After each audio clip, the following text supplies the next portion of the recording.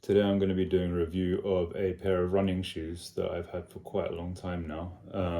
The Salomon Sense Feel GTX trail running shoes. So there you go. I'm just gonna put them up. I'll show you both of them. I'm only going to use one during the review. So first impressions and general observations.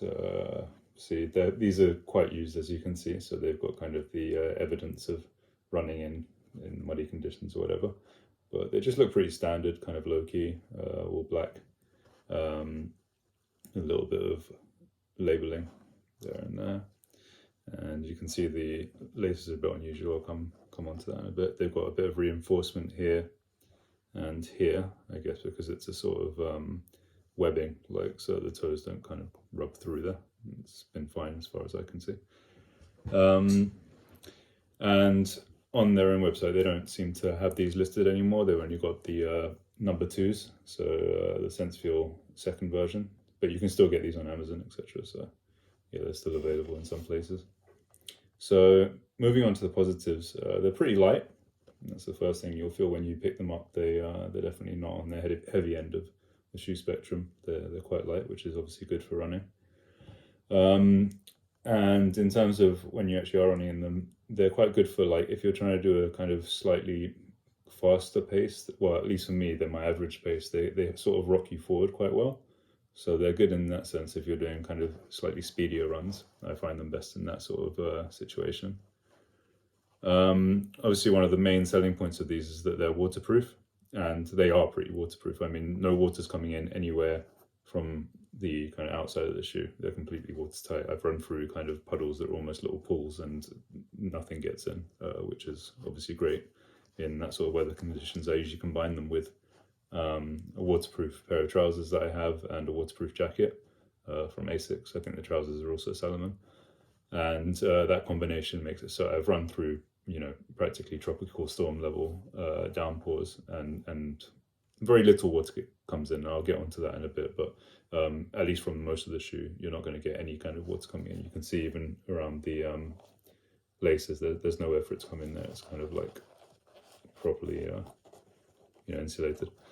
The speed lace system is really useful. I really like this. You know, if you're putting on waterproof trousers and stuff, or just in general, you know, especially when laces are wet, they get really hard to tie up. So with this, you can see, you basically just pull this tab and pull this out. How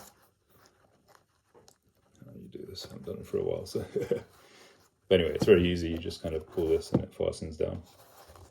Yeah, fasten off. And then once you pulled it down, you can loop it through here. Generally you have to loop it around because it's a bit long. Don't want it flapping around, but you put it through this loop and then just through again, and then you basically secured the shoe. Very easy. And I remember I went camping at one point with these, and you know that time when you're trying to get into your shoes in the tent, and you don't want your the mud from the shoes to go in the tent, but then equally, like, you don't want to get your feet wet going out. So it's ideal for that sort of situation. Yeah, so like I do find that speed lace system very useful. And then the other thing is I've run about 100k in these, according to Strava, about 107k I think. And they still seem pretty good condition. I mean, I haven't noticed any difference in how they feel in running from now compared to when I first bought them. So, you know, that's pretty good in terms of longevity. I know that running shoes are generally meant to run up last up to about 400k. So to be fair, it's not been that long, but I haven't noticed any kind of signs of wear. I mean, you can see a little bit on here that there's some little cracks, but, you know, I haven't felt anything, at least. That's for sure. And there's no kind of visible wear on the top part of the shoe. So in terms of the negatives, I'd say the first thing is that they're not very cushioned, or kind of, they don't have any sort of bounce kind of feeling. pretty much at all, as far as I can see. They do have that rocking sort of effect that I was talking about, so that kind of propels you forwards. But in terms of when you hit the ground, there's not really like that energy return or bounce. It's much more just kind of quite hard. You can almost kind of feel the floor through them, especially when I run. I run generally on roads, but I do run in the park as well, and sometimes I run over kind of areas that are a bit kind of got like tree roots going through them and kind of rocks and stuff. And it doesn't hurt, obviously, because there's still a sole, but you can definitely feel the ground to some extent, and you can feel the change in texture between different types of terrain. So that's one thing to bear in mind. And, you know, I generally prefer a little bit more cushioning, although it's not the end of the world for me. The thing that's a bit harder is that, as I said, they rock you forward when you're running at a decent pace. But a lot of the time I like to run almost like, you know, I listen to audiobooks when I run, and I kind of just want to go, you know, run for the sake of running. So I go maybe 2, 3, 4 times a week, and I'll just kind of jog, but, you know, like for like 40 minutes or whatever. So it's kind of like between 5 and 8K. And when I'm trying to do that without thinking about running, it's not that easy in these, because when you hit the floor, if you're not going forwards, you do feel the impact. Definitely, if your feet are going kind of more downwards than forwards, then you'll feel the impact, and it does make it a little bit of a chore to run. Like, I don't look forward to running, especially when I want to do a leisurely run in these shoes. And also when I run, you know, if I'm at work, for instance, and I have these on me, and it's a big downpour, so I'm going to take these, or like it's a rainy day. It's not like I'm with my other kind of running shoes, my good ones. I feel like, oh yeah, it's a breeze. It's almost like walking home. With these, I do get apprehensive when it gets to the end of the day to be like, oh, okay. Or if I'm getting up in the morning to run to work, it makes me a bit less excited about that run. You know, I don't really look forward to it. So that's not ideal with these. So let me see, what else is there? Okay, oh yeah, another thing is that there's not much grip, which is surprising for a trail running shoe, you know, especially one that's obviously designed for wet weather. You'd expect it to be kind of very grippy. I mean, it looks like there's treads here that are pretty fine, but I've found that when I'm running on wet surfaces, or especially muddy conditions, I've never actually slipped over, but I've nearly slipped several times with these. So I don't have that confidence of, you know, I have the confidence of going through puddles and stuff like that. That's fine when it's wet. But when I see a big kind of patch of muddy terrain or something with wet leaves and muddy leaves on it, I don't just feel like, oh yeah, I can just run through that. I feel like if I run through that, I might slip.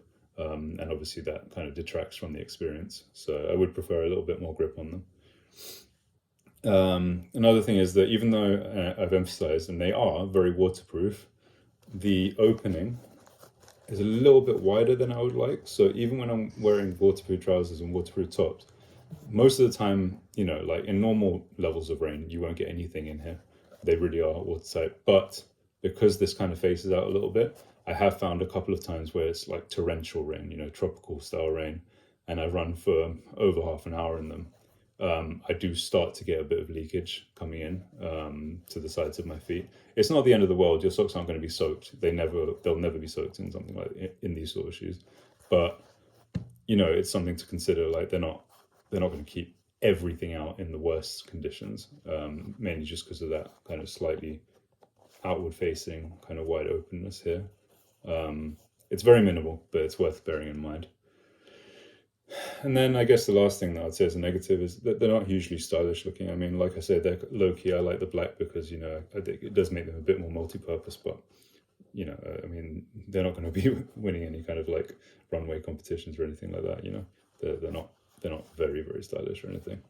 And the patches, I think, detract the most, to be honest. If they didn't have these, I mean, maybe they're useful or whatever, but maybe they could have put something on the inside, I think, of the shoe rather than the outside, because they make them look a bit weird. You're kind of like, why is there these different colored patches on them? It looks like someone's put tape on there or something like that. So yeah. So that's brings us to the end of the negatives per se. I think in terms of the lifestyle and uses applications of these, I use them as a backup running shoe, and they do serve that purpose fairly well. So I obviously, when it's wet, when it's raining, or if my other shoes are, you know, left somewhere like at work or something like that, then I can use these, and you know, they're all right. But yeah, especially for when it's raining, the waterproof feature is obviously the main thing that I find useful in these. And they're good for speed runs, like I say, if you're planning on going out sprinting, like, or whatever, or like running very fast. For me, kind of in the top third of my running ability or whatever, then I find these useful for that. So I wouldn't have any qualms about taking these out when I'm planning to try to, like, increase my or do a high level speed towards the top end of what I'm capable of. But obviously less so for leisurely runs. And then, yeah, like, so for me, it's important. I mean, in all my running shoes, I try to buy them in black or black and white colorways just because I like them to be multi-purpose. If I end up, with a plan that develops into going somewhere straight from work and I only have these, or just any situation where I end up out and have to go straight somewhere, I don't want to have like bright pastel colored shoes because it just doesn't suit, what I need them for. Or if I'm going out when it's pouring with rain and I don't have any other waterproof shoes, which is the situation at the moment, then I can still use these, like that's quite useful to me. So in terms of value for money, I've looked around, and on Amazon they're listing these for £60 still, and I think that's kind of the going price for them now. I think they used to be a bit more expensive. At £60, I would say if you're looking for a basic waterproof running shoe, that's okay. They're not amazing value for money, but that's decent. I wouldn't say you kind of shouldn't get them, but I do think there's probably other options out there that would be a better kind of like value buy. Me personally, if I was going to go and get another pair of waterproof running shoes, I probably wouldn't look at these. I would try to find something that had the speedlace system because I find it useful, but I wouldn't go for these again because of the limitations I talked about, especially that kind of like lack of ability to run in a leisurely fashion. So this might sound a bit harsh, but I am going to give them, because of the fact that I wouldn't go for these again, I'm going to give them a 5 out of 10. They're not bad, they're decent, but because of the fact that they have that less than pleasant running experience, and the lack of grip and also full waterproofness, like that kind of outward tilt of this that lets a bit of water in. Those things combine to mean that I wouldn't give them towards the higher end of my kind of options for this purpose, if that makes sense. So 5 out of 10 I think is fair. Although if I was going to go one way with them, I would go upwards, like if someone asked me to give another rating, maybe I'll give them 6 or something like that, but I think 5 is fair. So thanks for watching this video, and please like and subscribe if you found it useful.